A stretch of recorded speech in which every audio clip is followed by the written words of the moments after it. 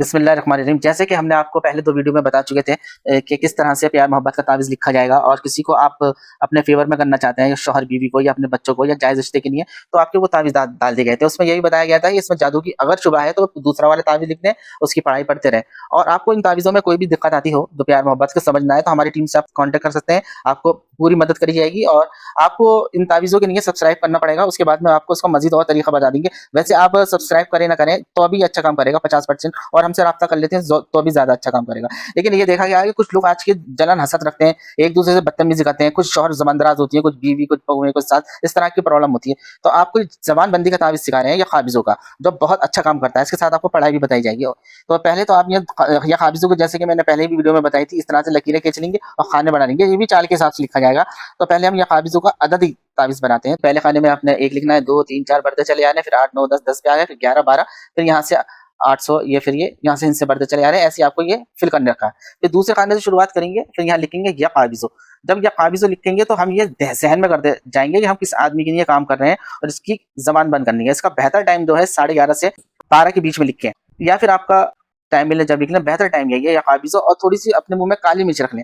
जब ये तावीज़ लिख चुके हैं तो इसके अंदर भी 10-12 काली मिर्चों पे 903 दफ़ा या क़ाबिज़ो पढ़ के फूँक दें तावीज़ में इस पे, और आप ये तावीज़ को किसी कब्रिस्तान के अंदर 2 कब्रों के बीच में या 20 किलो भारी वज़न के नीचे दबा सकती हैं। फिर आपको ये क़ाबिज़ों का विर्द करना है 903 दफ़ा। उसे पानी पे पढ़ के अगर पिला सकती हैं तो पिला दें, वरना तो ये क़ाबिज़ों पढ़ के अपने ज़हन के अंदर तसव्वुर करें उस आदमी की ज़बान बंद हो रही है मेरे मुताल्लिक़, या वो जो बदगुमानी रखता है उसकी बदगुमानी दूर हो रही है, उसका दिमाग और ये बंद रखना है।